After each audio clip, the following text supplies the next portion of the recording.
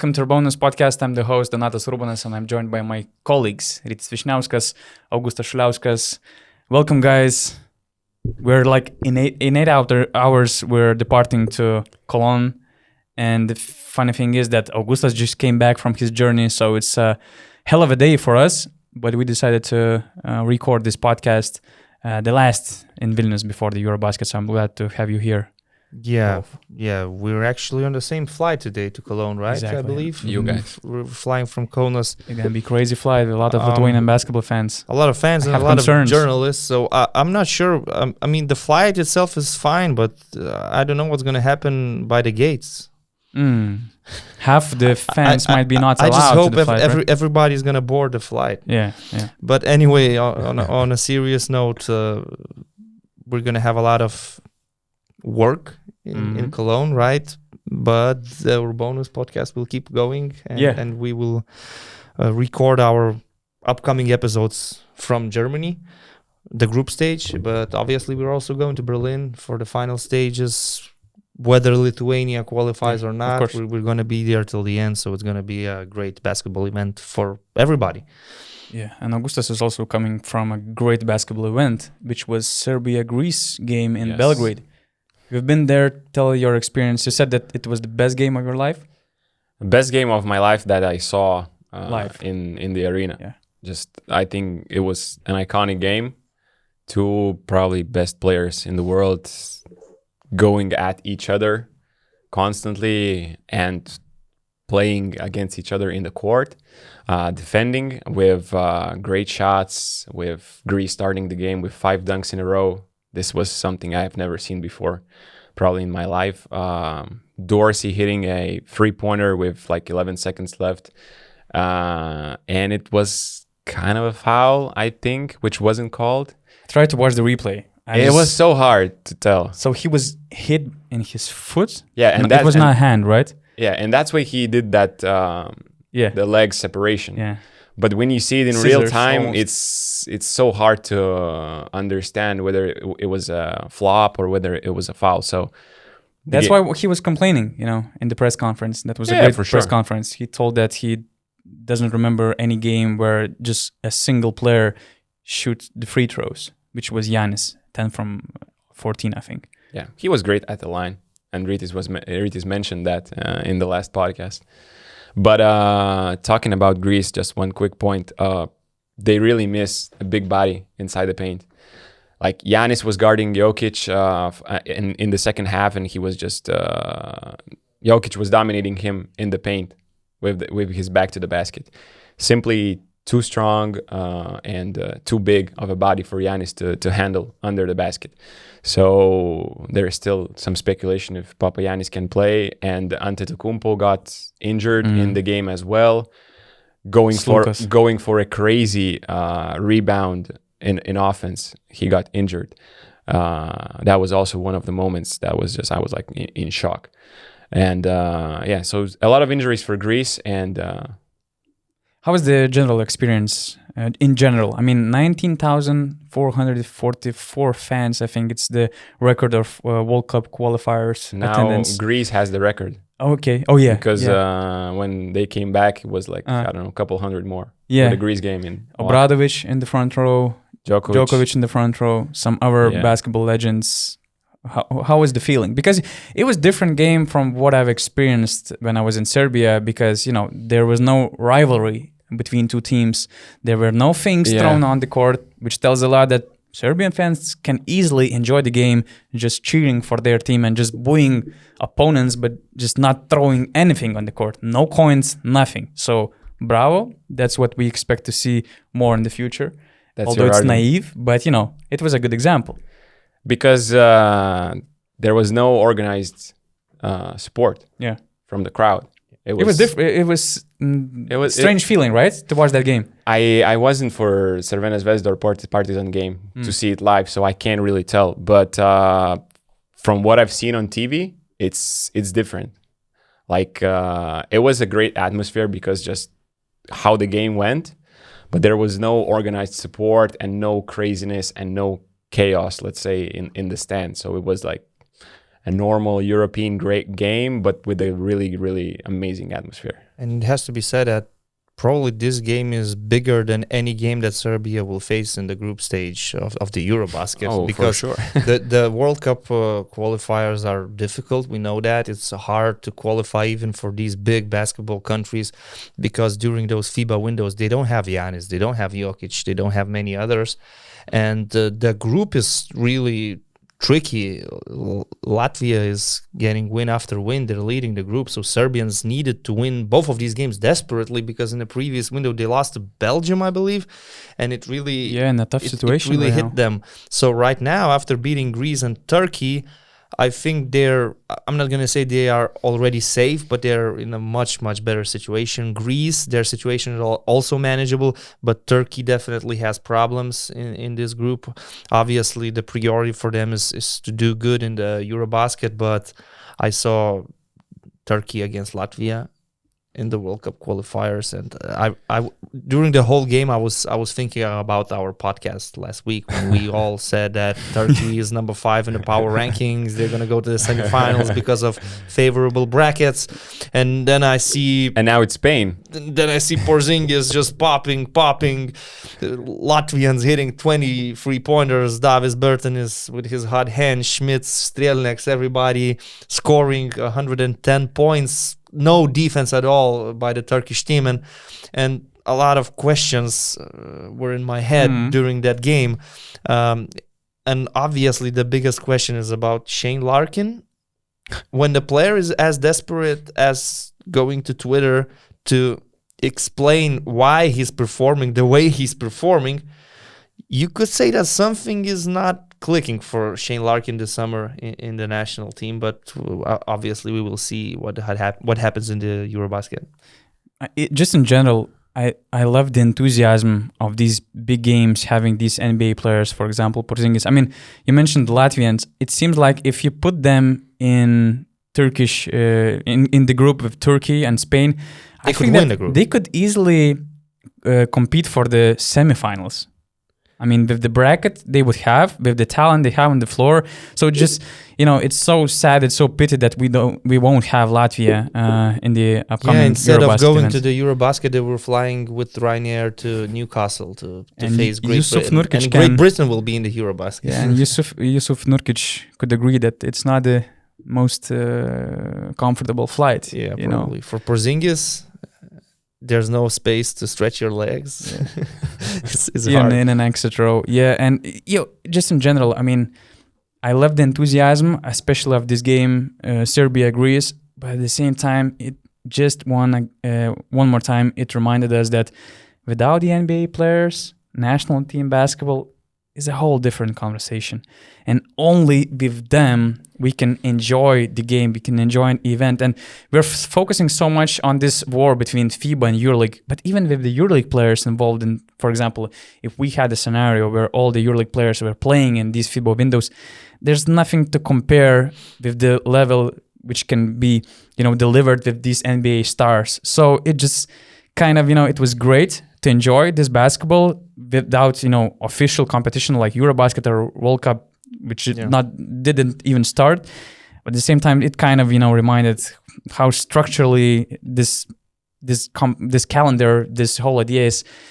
It has some advantages, but at the same time, I don't think it has any advantages, honestly. I was about to say that. Okay. And if I can add to what you said, if you remember 2017, there was a super quarterfinal, Slovenia, Latvia. The real final. I was working during that game, but after the game with colleagues, we were talking, what a game, wow. These two teams, they are so talented. These young superstars, Porzingis and Doncic, wow. And I was sitting there and I said, guys, you should think about it. Probably both of these teams will not qualify for the upcoming tournaments because FIBA changed the system. And Slovenia will be without the NBA and EuroLeague players. And Latvia will be without the NBA and EuroLeague players.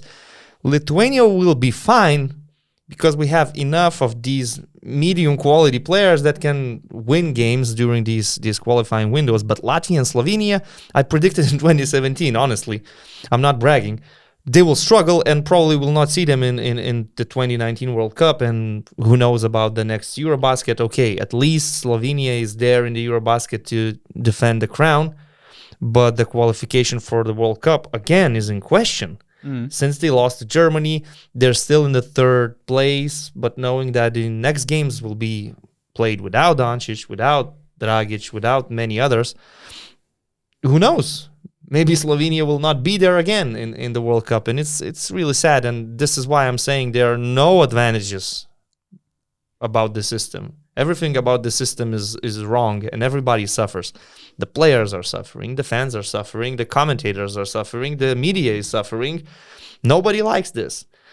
And I don't know how long it's going to continue. Probably pretty long, because FIBA is happy with the current calendar. And as you said, and I agree completely with your point, that even if we have the EuroLeague players, it's not going to be complete without the NBA stars. We won't have packed gyms in Serbia or in Greece. If you can imagine, if there's no Giannis or Jokic. There's a green light for EuroLeague players. And again, my examples, Latvia, Slovenia.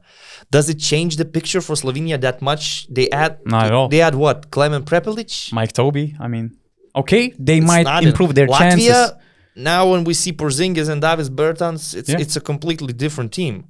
And with EuroLeague players, Latvians that are in the EuroLeague right now, they're not special, like Roland Schmitz. Okay, he's a hard worker, he's a good guy, I love him, but he's not a superstar. So this system is just wrong. And the fact that FIBA is in some war with EuroLeague is one thing, but the other thing is that NBA is not really a different league, it's a different sport. They have their own rules. They couldn't care less about FIBA, and they're not going to stop the NBA regular season for players to go abroad and play some games and get injured, which is another thing happening right now, which is very sad about Gallinari, Shengelia, Satoransky, and some other guys. Yeah, this is my rant about FIBA. We just discussed these top two players of the competition, Giannis, Jokic. Oh, by the way, one more thing. I mean, just watching that game against Serbia, I was so scared about Greece transition potential. Wow. I mean, every time they make a stop and they go into transition, I mean, it's almost guaranteed points. They need to do more of that. It sounds easy, right? But it's incredible. But with Giannis and Nicolaitis doing that, it's guaranteed possible. alley-oop. And I just checked stats, and in 4 games with Giannis, 17% of Greece national team possessions and shots came from transition, and only catch and shoot situations combined more. It was around 17.5, and the execution was almost perfect, 1.3 points per possession. And to compare, we thought that Slovenia has that crazy tempo. The transition game of their offense goes to around 12%, I think, and the execution is like 1.1 or 1.808. And for example, Serbia is even worse. It's around 9%, and execution is around 0.8. So that's a huge difference. What kind of power of this Greece national team is defense and all these transition opportunities. And we just saw against Serbia, I mean, they scored 22 fast break points against 2 of Serbia. So if Greeks will manage to have more transition opportunities, they might be unstoppable. So it all goes to trying to, slow up the tempo for them and for Giannis. But before moving on to our main topic of the day, Augustas, I want to ask you, since Serbia won the game and they were leading for most part of the game, right? Yeah. Greece came back like a couple of times. What did they do right? I don't know if it was done by Coach Pesic or was it just the players. What did they do right to sort of control the game, be in charge of the game? Micic got hurt, but they still managed. I have to, thanks for asking this, because now I remembered about Onyen Yaramas. Yeah. He was the unsung hero of the game. When Micic went down with the injury, and he is fine, he played against Turkey. Yaramas stepped up in a huge way and just delivered. Like, I didn't even feel the need for Micic in that game. He was maybe he just was in so the clutch good. moments. No, because Yaramas was playing hero ball in the end, and it didn't turn out to be good. You know, when you have But you Jokic know- hitting a crazy fadeaway over Giannis, you're good in the clutch moments. And it was also but you have to play Jokic. But Yaramas was taking all these clutch shots in the end. he took last shot. The regulation.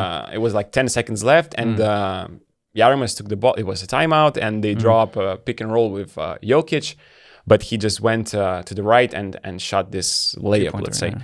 But Giannis was guarding Jokic, so you don't take the pick and roll because it's a switch, and then you have to attack Giannis, you know. And but Yaramas was amazing, and I think Serbia just attacked through the points that were the weak parts of Greece, let's say. Through Jokic playing in the first half, let's say playing with him in the middle in this 3-point line, top of the key, that sort of thing, and with all of their sets going through that, and then in the second half just giving him the ball inside against Giannis. What were the usual lineups for Pešić? Who did he play at the fourth position mostly? He played at the start. He played. How is his name? You wrote to me. Jagodić Kurica? Jagodić Yes. He came off the bench. They started with Lucic and Kalinic and both Yeah, forward at the positions. 3 or 4. That's yeah. I mean that's the Yeah. starting lineup. Yeah. And then it was Jagodić. Jagodić Kurica. Kurica. Yeah, Kurica. he played I like believe 6 it's the right minutes. pronunciation. Yeah. Our Serbian I have- viewers will fix this. But it was They it was tried mainly- Davidovac, but I mean, you can feel the lack of the solid power for Davidovac team. played 4 minutes. Four couple minutes, minutes, yeah. and against Turkey, I think he didn't even step on the court. Maybe. So Kalinic and Lucic, they covered like Yeah, 40 yeah. minutes with the overtime, right? Yeah. Okay. I mean, Lucic at the 4 with Jokic, I think it's really solid. Nice. And by the way, how you watched Slovenia and Germany? Were there any good examples to follow how to try to contain Luka and Slovenia? Maybe get them drunk the day before the game. That's I'm a not good sure. plan. Or just I like mean, Coach Scariola said, maybe a little COVID would my help. feeling during that game was that Slovenians really, for some reason, were not that into the game. I don't know if that's a reasonable explanation, but my general belief is that in Cologne, Slovenia will trash Germany because probably they're a little bit hurt by this loss, and they will go into that game with some extra motivation. And I just didn't see the real Slovenia in this game. You have to give a lot of credit, obviously, to Weiler Bob and Franz Wagner and Dennis Schroeder. He was good in this game, leading his team, involving teammates, not only just looking to attack the rim, what he usually does, but he was really involving his teammates. Andreas Obst played a huge like X-factor role. We know he can do that. He does that sometimes for Trinchieri in Bayern Munich. So, I mean, the Germans played a good game. It's a good win for them, but in my opinion, it was not the real Slovenia. And it would be wrong to sit here and say that, oh, the Germans found out how to stop Doncic, how to stop Dragic. They exposed them like they have some mysterious secret weapons against them. It's not about that. It just happened in one game, but I don't think there will be any problems for Slovenia when they face Germany again in the group stages. That's just my opinion. Slovenia just wants the groups to start. I think they're a funny team. You are like at this point where you just want the official tournament. yeah, I think every country has the same feeling because, for example, Lithuania, they played 9 games before the EuroBasket. We're so tired of these games against Estonia and Finland. And the problem is that we don't even know our real level before the competition. So this schedule before the tournament is like exhausting. I don't want to talk too much right now about our team because we talk about our team Too much in a lot of podcasts in Lithuanian.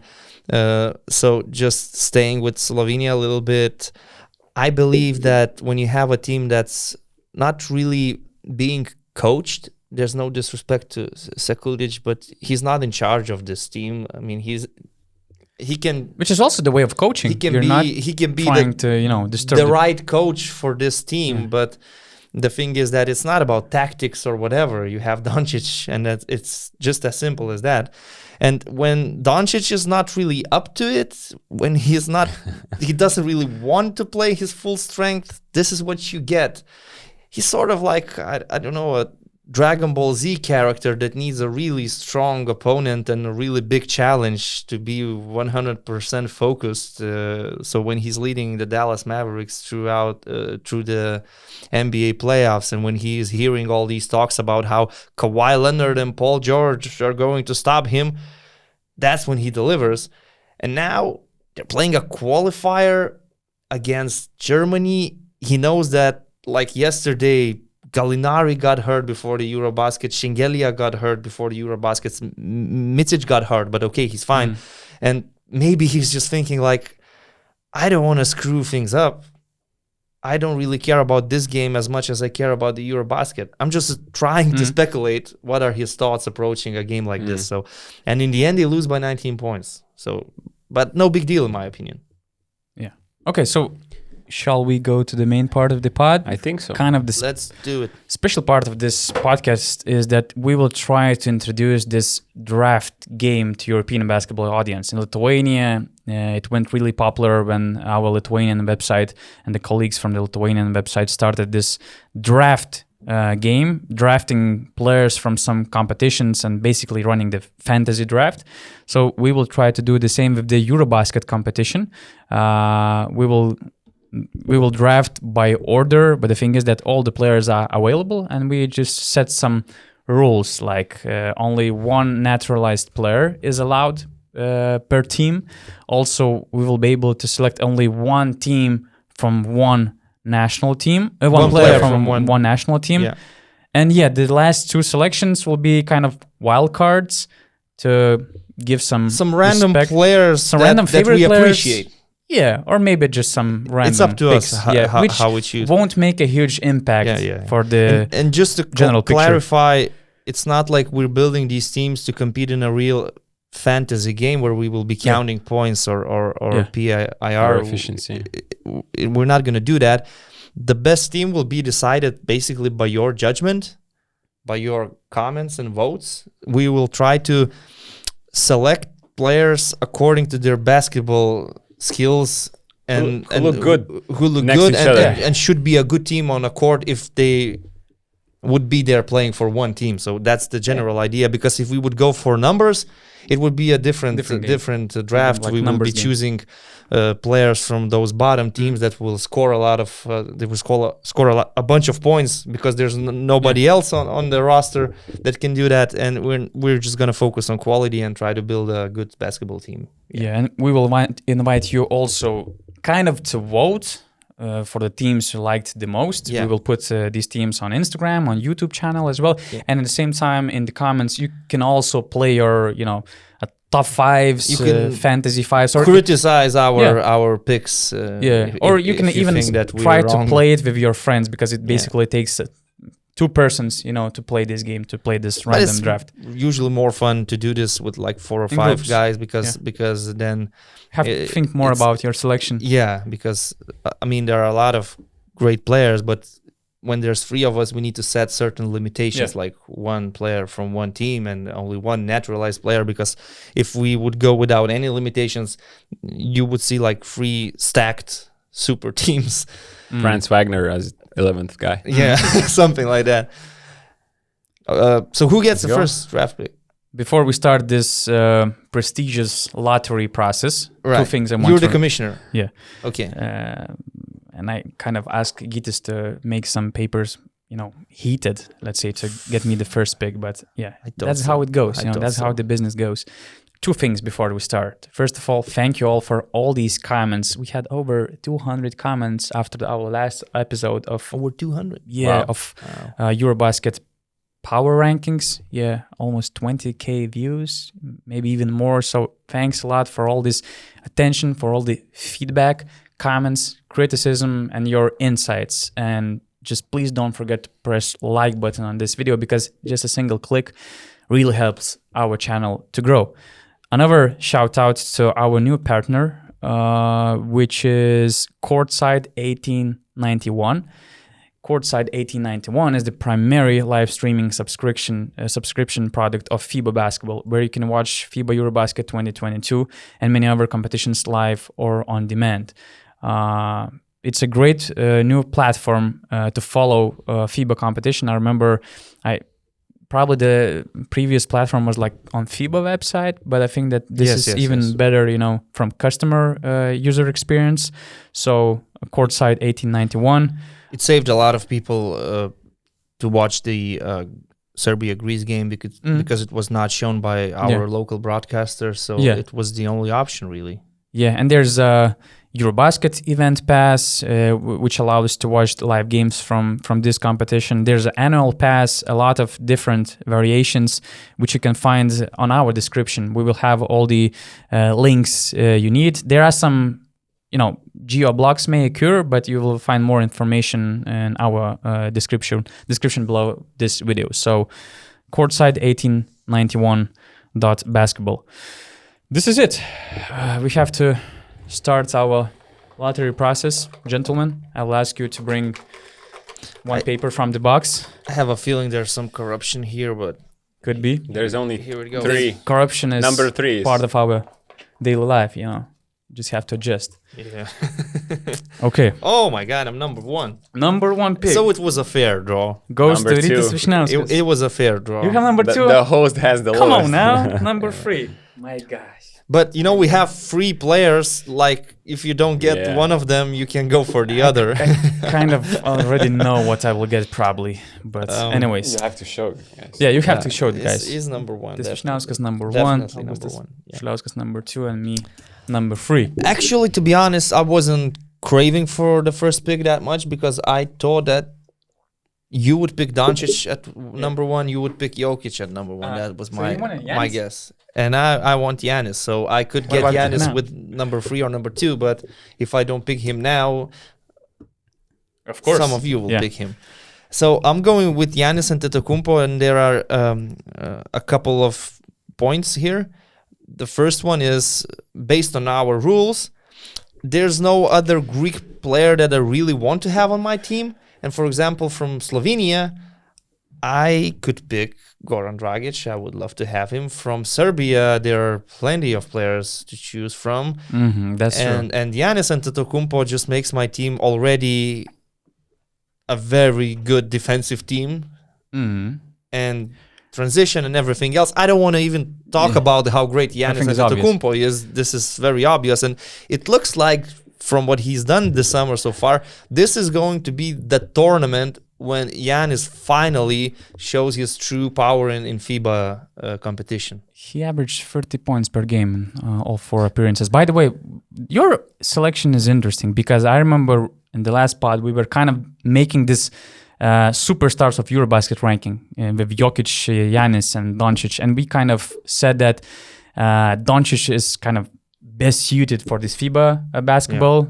Yeah. Jokic goes second. But I said that if I can choose one from Giannis and Jokic, because I go of his defense. Yeah, I think August made this kind of ranking, very legit. I said that he loses the least amount, let's say, of his game. Yeah, that's true. That's true. I remember that discussion. I remember that. Yeah. But he's a two-way player anyway. He's a beast. And right now, we're going to put our players in positions probably, right? Yeah. So I will decide where I list him later when I see what other players I get. You can put him in 5 different spots. But what doesn't really matter that What much. was interesting about these first picks was that basically the superstar you take, it describes all your... it gives a great ground for the whole lineup, how you will try to construct your team. For sure. Definitely I'm going to go for shooters different. Right yeah. Definitely these 3 players are so different. For so good kind shooters. of, So just my first pick, Giannis Antetokounmpo, and I don't think I need to explain myself much. Yeah. Augustus? Is it Luka time? No, I'm going to go with Nikola Jokic. Okay. That's interesting. What a game changer. But I read both of you. That's poker true. player. I actually thought that I would have to go with Jokic, and I was okay with that because he was like my number 3 pick. So maybe I overthought this process of draft, but I had a lot of time yesterday. You can't go wrong with any of these. Yeah, for sure. No, but I just yesterday had a 7-hour layover in Warsaw Airport, and I just did this list of players, and I had the center Jokic. and then all of the other centers are just the gap, and you go. So I was like, I gotta choose Jokic, and it's hard to pass on Luka, but I just think I will get the playmaker list is really long, and there are a lot of good scoring and ball handlers, creators. So that's true. I think I'm gonna fill my position later. Obviously, this and Jokic is like a point guard on the court as well. So that's true. This leaves you with without the option to choose any other Serbian players, but that's tough because I wanted at least one. But still, Jokic has to go in the first round. It's impossible. I'm gonna choose Lucic. You know. I get that. Okay, so just say the name. Luka Doncic. Simone Fontecchio. I'm already thinking about the next selection because I have 2 picks in a row. Actually, building a team around Luka from the talent pool I saw, for me, it looked like the most difficult one because for other stars, it was kind of obvious picks what you can build around them. Now it's a bit different. So Luka Doncic, my 3rd pick, and to start the 2nd round. Man, I need a secondary ball handler, but Dragic is out. You need a big as well. I need a big as well, and shooting big would be perfect. Not many stretch 5s. You can't go with Toby. I can go with Toby. Not with the 4th pick. Yeah. I have 2 players. I just want to, since you follow NBA so close, what do you think about Lauri Markkanen as a stretch 5 in EuroBasket?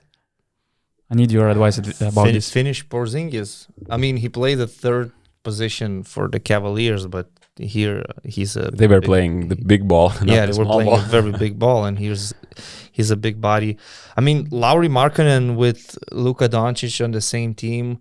If we're talking about Mike Toby being the perfect fit, so that's a huge upgrade. That's probably the answer here.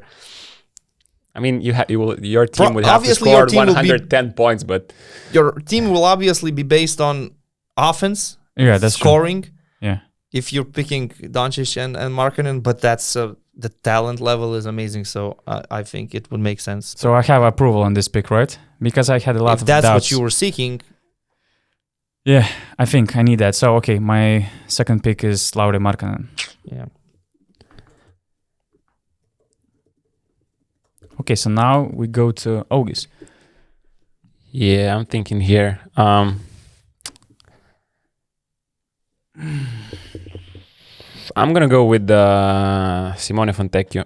I really like this guy, and it's a high pick for Fontecchio. Yeah, it's just my personal favorite. And I think he fits in any kind of situation. He can play multiple positions. He can shoot. He can score off the dribble. He can post up. So I think he will just give me a lot of options.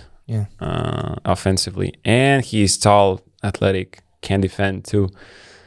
You just probably didn't want any of us to steal Fontecchio. Exactly. This is I why was like, you if I'm not choosing him right now, I'm not sure. I'm not sure. He's going to be there later. That's smart. My pick. As I said, I need shooters around Giannis, right? So I'm going for a player that is a ball handler, but at the same time a pretty good spot-up shooter. That's the leader of Team France, Evan Fournier. Mm-hmm. Again, I think he's a player that you can't go wrong with. It doesn't matter that he didn't have a particularly good season with the New York Knicks. We're seeing him as the number 1 guy in the French team, and he's a good shooter and also a ball handler, which is what I need next to Giannis Antetokounmpo. So Evan Fournier for me. Okay, so now I have another one, right? I forgot about this system, so I just list Evan Fournier in my team, and I need to think for a moment.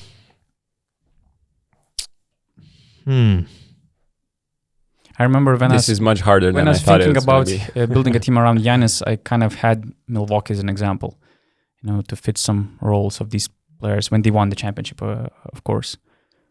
So you probably need Brook Lopez, but you also need a stretch 5. That's a difficult one. While you think, Rytis, just want to clarify, 11 and 12 pick I can choose any nationality. Yeah, no limitations. Okay. It's not like if there will be a superstar. Yeah. No. It's not won't. going to be superstars, but just Right. Okay. So I think I've decided. I have Fournier, and I need another ball handler who will be more of my point guard. And I want the guy to be tall. I want him to be also capable of shooting the ball, also creating his own shot, shooting off the dribble. And basically, I have two options here. don't steal, my guy. I'm thinking about Micic and Dragic. And probably I should agree that nowadays Vasilija Micic is overall the better player than the declining veteran Goran Dragic. But in this case, I'm actually going for Goran. In FIBA basketball, Goran is like Patty Mills of Australian national team, you know. He still has his speed. He's a left-handed guard. He's very difficult to stop. He can shoot off the dribble. He has a good mid-range shot. At the same time, he can play defense, which is another important thing for me. I kind of wanted to see Micic with Giannis, but I think Micic needs the ball in his hands a lot more often than Dragic demands. Dragic is capable of playing with Doncic, and Evan Fournier will have the ball a lot in my team. So I'm just picking Goran Dragic as my point guard. Okay. So Giannis, Fournier, and Dragic, right? Yeah. Okay. Augustus, what do you have? I'm thinking whether to go with the point guard right now or with the power forward. And I'm gonna choose Shane Larkin. Okay. I was thinking about And Shane. I'm not sure whether I'm going to play him as 1 or 2, but and the Shane Larkin, the version of him that's in Anadolu Efes, not in the Turkey national team. The real He will Shane get there. Larkin. He will get there. Yeah, we will. I think as the game goes on, we will see more of the, let's say, MVP kind of version. He just has to be aggressive. He just has to play his game, in my mind. Why would you sacrifice your talent and your scoring abilities for just because there are other great players on your team? I think you can balance the field goal attempts much better. And Fair enough. Okay, so I have 2 picks in a row. And although my team will be offensive oriented, I need some defensive presence around Markkanen and Luka. And I'm thinking about the first naturalized player. Although I was against this idea, and especially this particular case with Spain giving the passport to Lorenzo Brown. But I really like him next to Luka as a solid lockdown defender, also secondary ball handler who could just bring the ball over the court to take some load off Luka's shoulders. So yeah, I'm going with Lorenzo Brown. And then I need... who you have read this as the point guard? Dragic? Goran Dragic. I need some physicality next to Markkanen. And I checked all the power forwards, and actually I thought that it was a great choice next to Jokic because he also needs some, athletic power forward who could defend and in the best case make a 3-pointer. And I think that now I need something like that in my team. And I really like this funny guy Gershon Yabusele as my power forward. Come on, Donatas. Yeah, I have Lorenzo Brown, Luka Doncic, Yabusele, and Markkanen so far. That's why I had to go. I just knew I had to go with Yabusele before. Yes, there are some better, players as a GM in the pool, but not always you're gonna get what you want. I have to deal with the situation right now. Do some adjustments. Wait, is it my pick right now? Right? Yeah. It's your pick.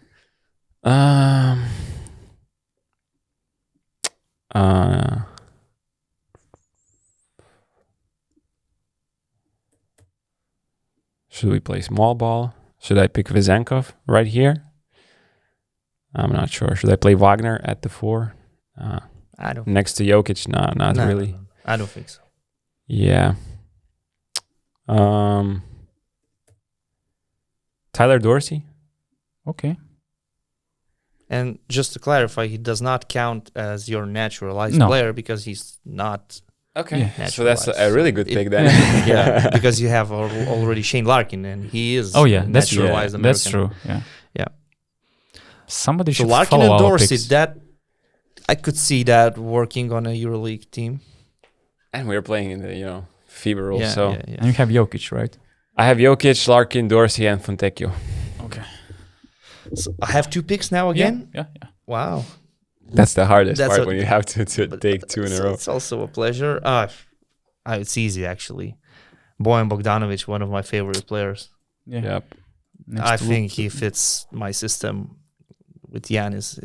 As a spot-up shooter, he's deadly, taking shots from the corners. At the same time, when you have some mismatches, you can definitely use Bojan Bogdanovic in the post. He has very high basketball IQ, and he's a team guy.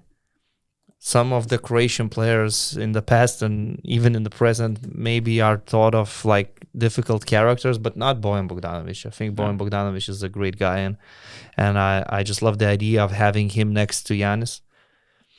And my 5th pick, I'm going to go with Domantas Sabonis at center. Good choice. I think I have enough spacing and shooters. I can fit Giannis with Domantas. I think on defense it would be great. On offense, Domantas adds even more basketball IQ to my team. And when we're running in transition, Domantas can run with Giannis. I don't even need my guards to run. So Yeah. I think Just spot up in the corners. I think this could be a very interesting lineup. All 5 of my guys are actually NBA players, active NBA players. So I have my starting 5 already. Domantas Sabonis, Giannis Antetokounmpo, Bojan Bogdanovic, Evan Fournier, Goran Dragic. Don't you dare tell me that it's a bad team. It's a nice squad. I don't think today you are going to see bad teams. I mean, like With only 3 of us choosing. it's difficult to go wrong. Yeah. Yeah, I agree.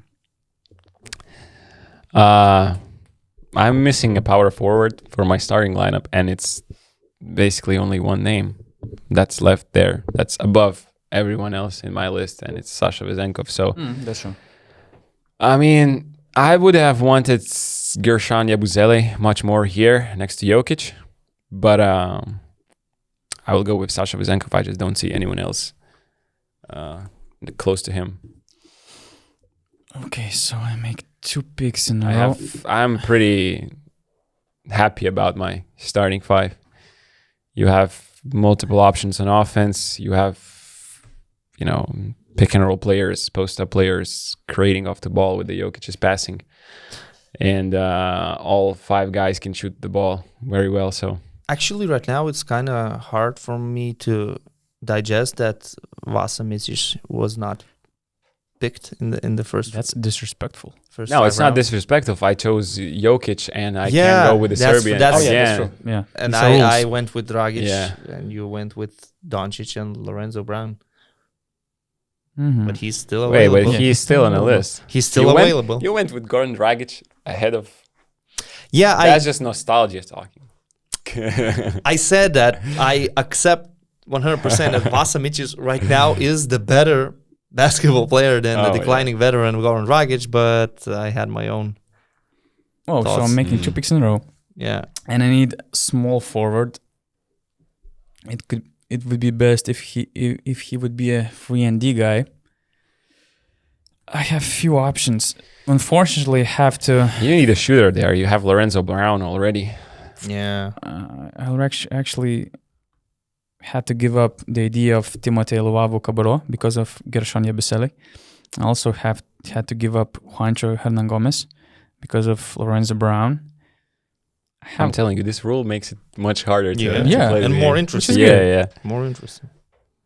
And I have 2 Serbians on my list, I mean, you have to go with one of them. but I have also 1 Croatian on that list too.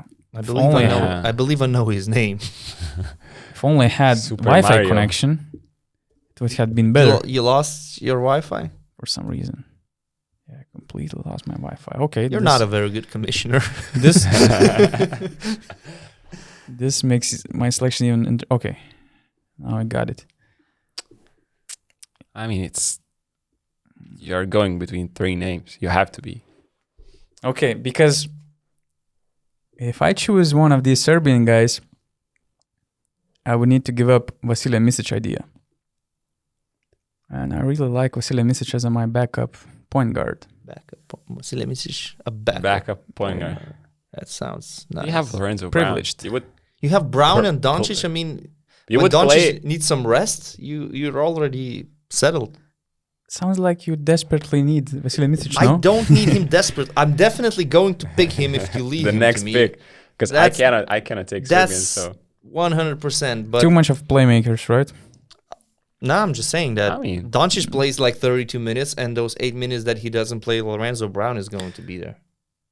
That's just Ritis who wants Vasilija Micic. No, I see his point because I also had another point guard next to Luka Doncic, which for me looked like a nice fit. And I will go like this.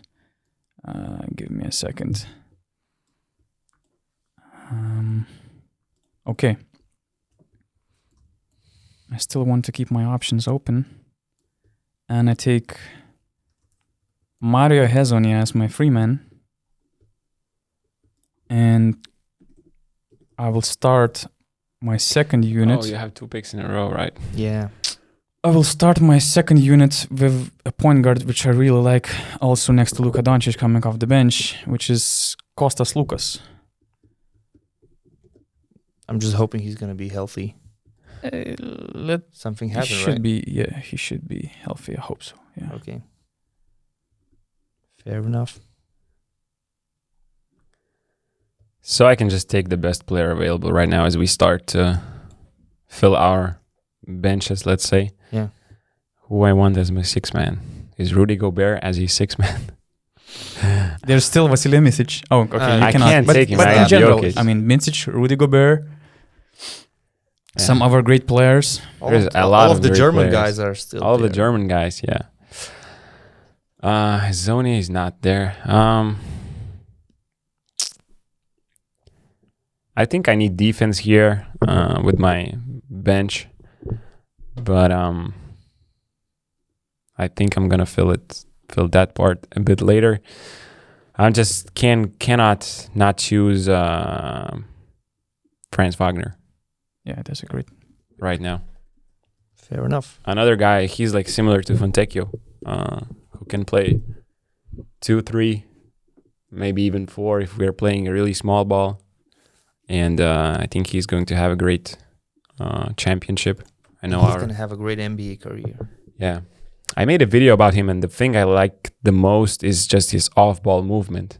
And pairing him with Jokic, I think that would be a great combination. He is just so good at so many different cuts.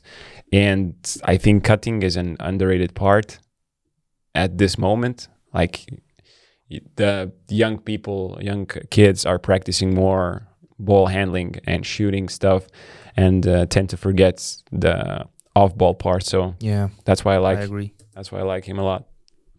Franz Wagner, Gone. really a great player. When Orlando Magic picked him, I really didn't know that much about his abilities. And during the last season, in the regular season, I had some Orlando Magic games. Obviously, they're not the team to watch, but He is a great player Franz to watch. Wagner is a very promising player, and I think he's going to be like one of the best small forwards in FIBA basketball for the next decade if he plays for Germany. Right, so that's a great pick, actually. Okay, so for me, it's very easy and very simple. I actually just upgrade my lineup and put Vasa Micic in the starting lineup, and yeah. Goran Dragic is my 6th man. It makes sense Nice. because Goran Dragic has been the 6th man for most of his NBA career. So that's an easy choice. And the next pick, I'm going to go for a backup center. And I want a different type of center because I already have enough skill and IQ, which is why I'm not going for Alperen Şengün. And I'm going to go for Willie Hernan-Gomez. Okay. He's a good pick and roll center. He will have a great EuroBasket because they don't have they're out of anybody else, men. So but yeah. on a serious note, he's a proven backup center in the NBA. I think he's pretty athletic. He's a good pick and roll player. He sets good screens. This is what I need from my backup center.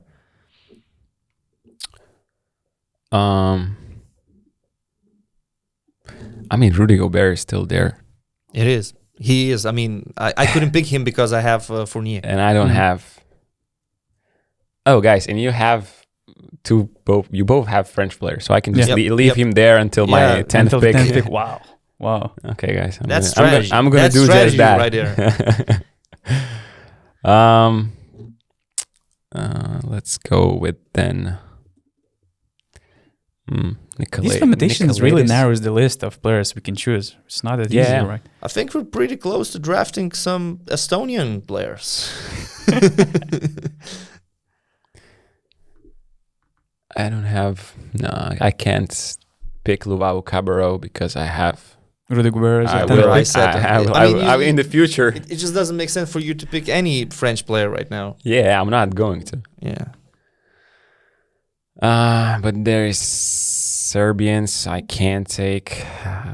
Nikola Kalinic or Lucic would be really nice here. Actually, I could have done the same with Micic probably, right? Or you still have your Serbian spot? I still have my Serbian spot Still open, have. For Nemanja. Or Nikola. Whatever. Maybe Nikola, not Nemanja. I mean, Nemanja Bjelica, not Nedovic. I'm not sure about Bjelica if he will play. But we're not talking about if he will play or not. We're just picking players from the list. Yeah, maybe. But in my mind, I kind of rule him out of the EuroBasket because his availability is really questionable. Okay, I know Lucas is questionable, but I think he has more chances to play in EuroBasket. So I will try to be fair with myself. Okay, guys. For me, then it's easy. I pick Ignas Brazdeikis. Okay. Iggy Braz. And you believe in him? You think he's going to be consistent enough in the tournament? I mean, he's coming off the bench, in the tournament. Right. We are not sure, but as my bench option, I think he's going to be just fine. Your team will be interesting because Brazdeikis will be there with Franz Wagner, and probably young talent. Brazdeikis. I mean, he wanted more minutes and a bigger role in Orlando Magic, but they drafted Franz Wagner, and the position was locked. So. And I have Fontecchio as well, so... Yeah. Okay, 2 picks in a row.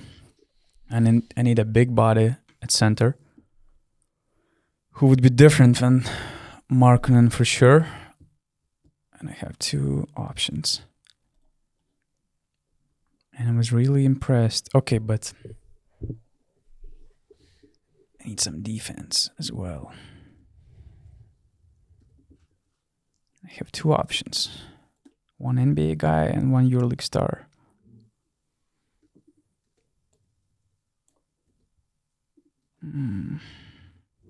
Which position are you? Center. You don't want JV? Nah, this time I'm skipping on him. I like Yusuf Nurkic more than JV. That's your pick? I'm just thinking... As crazy as it sounds, I'm just thinking between him and Jan Vesely, because he could be that, defensive center coming off the bench, versatile center to cover a few positions. Nurkic is a different beast. He's more offensive oriented. So your final answer is? He brought this dunk of the summer. I'm not going to comment just after you make the selection for this. No, I just want to... I will select best overall pick in this situation. I'm going with Yusuf. Okay. I think that's a good decision you made. Picking between, because if you have Markkanen and Vesely, I'm posting Jokic every possession there. Every possession. Yeah, I just need a big body. And since we don't have 11 or 12 players, based on some rotation, It's different. And then I need a defender. Good defender. And it's time for Serbians, I think. I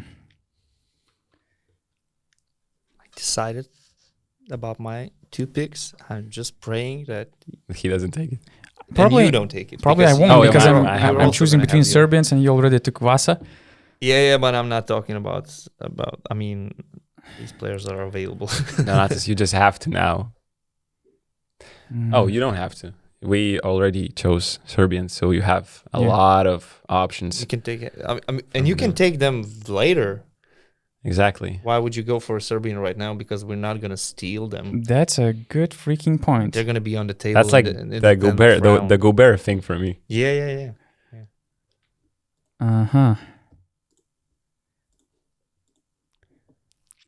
Okay. I have this as my 3-man. Probably this guy's my 4-man. So I need a shooting guard. What do you think, Reedis? Is Kalaitis a good fit with Jokic?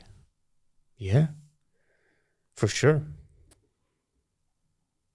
I don't know how this could be a bad fit.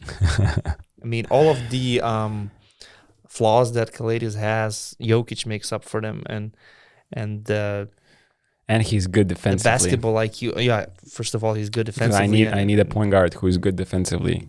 So he's going to be good on defense, and on offense, he's just going to run the show. And it's not like you need points from him. It's not like you need scoring. No, I have already enough scoring. Just the only problem that I already took Tyler Dorsey.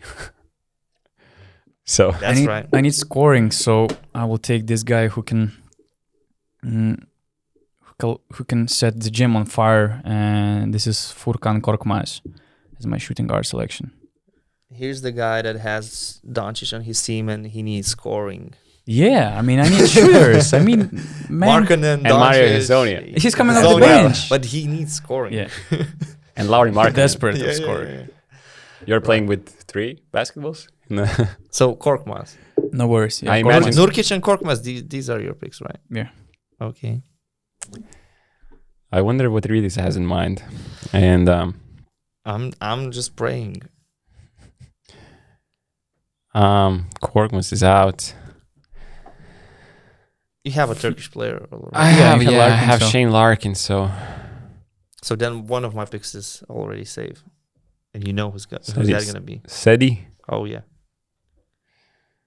I need a point guard and a power forward. And the power forward spot is actually tough because I chose Simone Fontecchio. And now I start to regret it a little bit because I would like to have Nicolo Melli there. But that's what I'm going to have because I can leave Osman for the last round. That's the tricky part that I chose Fontecchio so high. You have so many great Italian players that you cannot choose anymore. Since I cannot go with Nicolaitis, I will go with an interesting pick. I will go with Adam Hanga. Okay, I had him Since on my list. I need defense, I can play him again multiple positions. So if I can play at the point guard, changing Larkin, he brings me defense, and I have enough scoring already on my team. So it's just you start to get the idea. I like the players who can play multiple positions. Ritis? My players are safe, so I'm just picking Nicolo Melli as my stretch for the second unit. It makes sense. Nicolo Melli playing next to Willian Gomez as a power forward, and then he's not worth the bench, but I know, but I have Giannis Antetokounmpo and Domantas Sabonis. So he can be mad, and you know the thing is with my team that I will have players that you can. Change positions for them depending on the lineups. I mean, I have Bojan Bogdanovic, for example. I start him as like a number 3, but you can easily play him as your power forward. And then my next pick is Janan Musa, the Bosnian star, Spanish league MVP, big contract with Real Madrid. I think there are a lot of big things coming for Giannis Musa next year. It didn't work out for him with Anadolu Efes, but in Real Madrid, I think he's going to do great. And with Bosnia, I think he's also going to do great. We saw some good performances in the qualifiers and in the EuroBasket. Bosnia is kind of a tricky team. I thought about our group of death. Exactly. And I think Bosnia and Herzegovina is not going to be an easy team. With everyone Nurkic, with Musa. Everyone is saying the group of death, but you have like 4 teams that already clinched the spot to go later, to go to at the further rounds. But I don't think Bosnia is going to. It's like a dark horse, yeah. I mean, if Bosnia steals a win from Germany or Lithuania, it wouldn't be like a huge blow. I could imagine that happening. They just won a double overtime game against France, and we saw a lot of quality in that team. So Giannis Musa is my pick, and Nicolo Melli as well. And then I just leave my last spot open for Cedi Osman later. Smart. So it's your pick now. It's my pick right now. I don't have the Wi-Fi connection. Wow. I don't know. For me, it's working. I don't have a lot of options left here.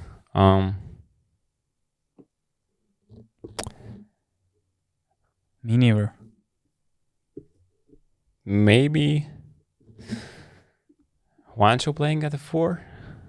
I think that's what Scariolo has to do a lot, because their other options at the position are very poor. I will go with Hernan Gomez, with Bo Cruz at my power forward from the bench. And I was thinking about Dario Saric, but I don't know his shape. I think I saw some highlights from their games, but it's not enough for me. So, and other options in the power forward position is, let's say, a lower level. So that's true, and that's the position I have to fill. Mm-hmm. In. I mean, there's still Saric, there is Marko Simonovic, Montenegro, there is Saric out because I have Hezonja. Alex Madsen. Voigtman as a stretch 4. Voigtman as a stretch 4. I like him. I had him under Melli. He has Markkanen, but since he's building a team that's going to score 120. 120, yeah. He should have taken Markkanen, Vesely, and Voigtman. Let me get the ball in the post to Jokic.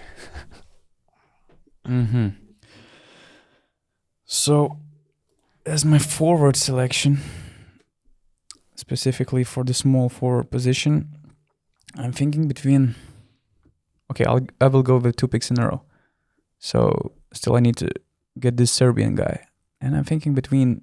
Lucic. You have Serbians to fill the power forward position. It would be perfect to fill the positions. Yeah, but since we have Kalinic this rule, I can't take both Kalinic and Lucic.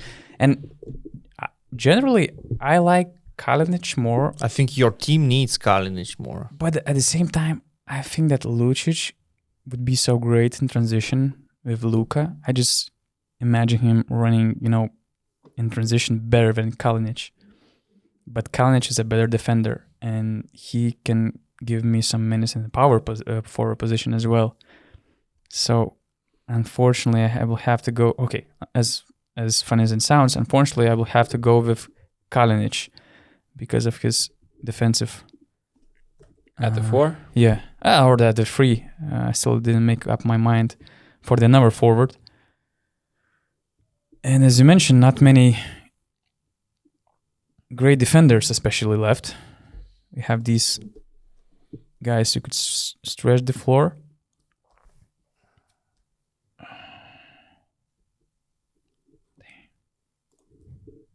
We have Polnar. Oh, no, Polnar is.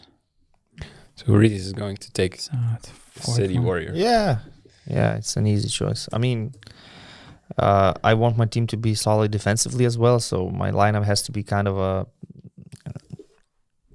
my players need to be tall at point guard and shooting guard positions. And you have Fourier, so Lubavo is unavailable. That made the game just so much more difficult. But at the same time, it gave you some opportunities to use your strategy and leave like Rudy Gobert for the last pick because other French guys were picked highly. And it would have not made sense if we chose, let's say, like Lucic for bench, or I can still pick Schroeder as my 12th man. Hey Dennis, can you play? Can you be an 11-12 man for me this summer? Look, here's a towel, and I need you to cheer for the team as loud as you can. Give 100% of cheering. Do you know how to use that on the bench? Mm-hmm. He has a YouTube channel. I don't know if you have seen it. He does vlogs. Schroeder has a YouTube channel? Schroeder has, yeah. Oh. You're really taking a lot of time with this pick. Are we going to make the flight? Your pick is I think the gate closes after like 7 hours, so just hurry up. Your pick is taking more time than my layover yesterday, which was 7 hours. It reminds me of Giannis' free throw routine. That's true. I'm running out of time. We should put a clock or something. Oh, Yeah. I will have to go in with the offense probably. And I'm taking Johannes Voigtman for my last pick, 10th pick. You're going to run, gun, and then gun some more. Wait. Who are you taking? Voigtman. He's taking Voigtman. Oh, so Korkmaz at the 2, Kalinic at the 3, and Voigtman as a 4. We're not playing second unit, for 10 minutes. I will adjust the playing time. So your team Luka is going, and Hazonia and Yabusele is going to be happy about playing 15, 20 Your minutes. team is all guns blazing. That's what I can say. Yeah. So now, what we have? Okay, so I have Lorenzo Brown, Luka Doncic, Kostas Lukas at Furkan Korkmaz. Have Hazonia, Kalinic, Yabusele, and Voigtman as my forwards, and Markkanen and Nurkic as centers. Should we read this out? Huh? Should we read this out? So now you're doing your next pick. Last pick, which is Rudy Gobert probably. Oh, right? that's why. Gobert. That's what I. Okay. And then you're gonna have 10 players. Yeah, I have 10 players. Yeah, And I'm choosing Rudy Gobert. And I'm picking Cedi Osman, so I also have 10 players. I already wrote in these 2 names, so I was like, okay, let's make the 11th pick. But so we can go now to the 11th pick, right?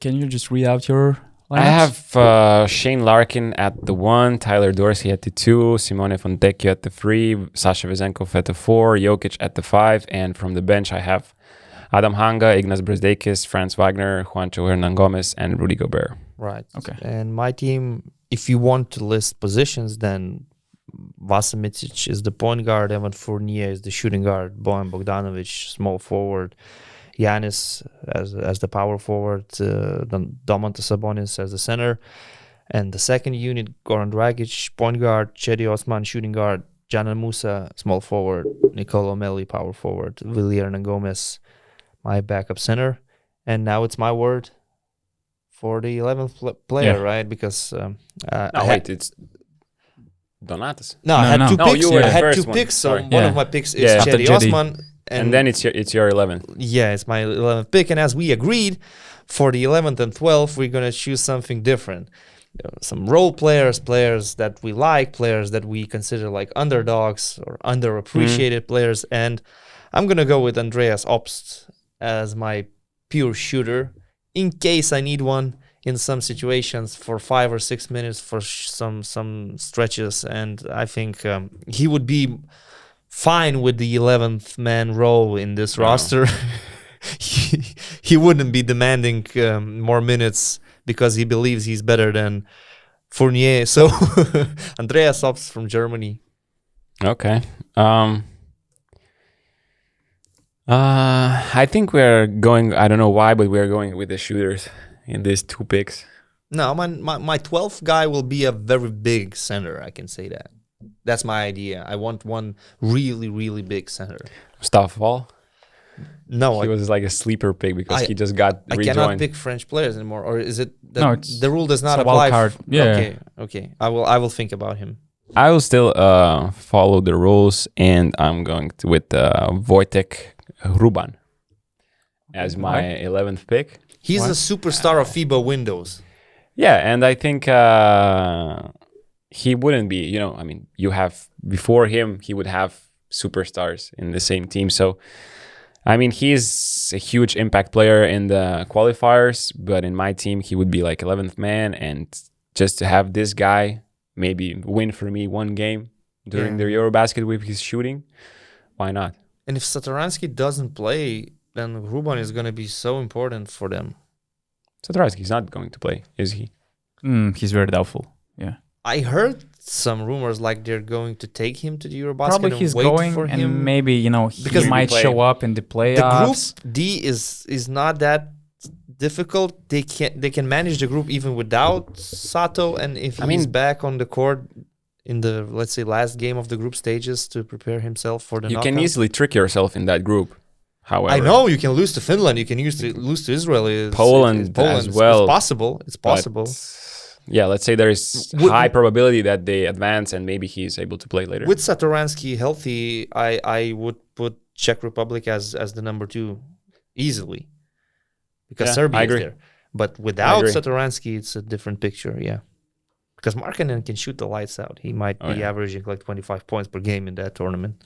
Yeah. I wanted to have him in my manager, where you count the efficiency. Yeah, he will be great. That would make a lot of sense. Okay, I want Ukrainian on my team, and there's one Ukrainian I really like. I like his game style, and I remember watching him and falling in love with him, following Ignas Brazdeikis and his debut summer league experience with the New York Knicks. And there was a player who reminded me him a lot. This is Svi Mikhailuk, another playmaker. I think that he would shine in European basketball. He's trying to find his spot in the NBA as a rotation guy, but in Europe he would be awesome. And I just wanted to have somebody from Ukraine on my roster. Kind of feels too good to be an 11th player, in my opinion. Yeah, could be. I won't play him a lot. It's just for don't play this. He's like, let's go with the interesting pick. It's just for you pick for Ukraine. And I actually wanted to have Ker Krisa on my team because guy said he knows how to get into Luka's head. You have Luka. But I have Luka. So I don't want this dogfight in my team. Thanks for giving me an idea. So probably... Please pick Kruno, Simon. Somebody has to pick Kruno. You won't. I will stick to those rules about one player from one team, so I'm not picking Kruno. Okay. I was thinking, since he's a legend, I believe he should be appreciated. I was thinking between two veterans who deserve respect, and this was Rudis Fernandez and Kruno Simon. But I just like Kruno Simon vibes more. So thanks for the suggestion. I'm going with legendary Kruno. Okay. To complete my roster. Right. So it's August's turn Back to pick me. the last guy. To pick the last guy. Should I pick Ker Krisa? Yeah. He makes a great story. Or Yusuf Sanon? You know, I just realized one thing. Some awesome pick. I might want to adjust my team and go to the waivers. You're doing Mike James thing. Fancy. Cheating. Why is that cheating? The guy's not picked. And I would exchange one of my higher picks to him. Like, the board has to prove it, So will the board prove it if I go to the waivers and waivers? Yeah, I drop Canan Musa and I pick Deni Avdiya instead. Okay. I was thinking about Avdiya. Would you approve that? I mean, it changes all the draft, But I you did not even mention his name. There should be some cash involved in this deal. So, just to be, I'm picking Ker Krisa, just for a good story. He will be coming for 5 minutes on the court, just to get into Luka's head, as close as to Luka as possible. 5 fouls. Use him in 5 minutes. He will provoke him to one technical. Trash talk and to get him into the fight, just to take out him of the game. Okay. I mean, it's not much because Luka is still gonna be really reacting to the refs and stuff like that. But if he's not, I will have Ker Krisa. Cool. Cool. And Rytis? And I'm picking Artyom Pustovi, a Ukrainian giant. That big center I mentioned before that I want to have on my team as my 12th player, and Artyom Pustovi just fits the idea. And then my roster is set, but I'm still waiting for the approval about the... I give him a green light. Yeah, I give him a green light. So for me as well. Sorry to Janan Musa. I love him, but I just... was the last cut. I just realized that I want to have Denny Avdia on my team more. He had a good season in Washington, and he's still very, very young. He's only 21 years old, so the ceiling is very high for Avdia. Okay, this is finished. Right. Yeah. This is it. So we're waiting for you to vote for the teams you liked the most, both on Instagram or on our YouTube channel below the video. And also we're waiting for your lineups and for you guys to play this draft. Maybe in the future we'll have more drafts like this. And of course, if you're enjoying this video and if you like what we do here, please go down there and like it below the video and subscribe our channel. That's all. Rytis Vyšniauskas, Augustas Šuliauskas, Donatas Urbonas. We're going to our flight, basically. We're heading to the EuroBasket, and from here, we will continue the pod every once or twice per week. So, see you soon. Hey, everyone. Hey, fans. Pau Gasol here. Courtside 1891 is your home to stream EuroBasket 2022. Visit Courtside 1891 today. Don't miss the action, live or on demand.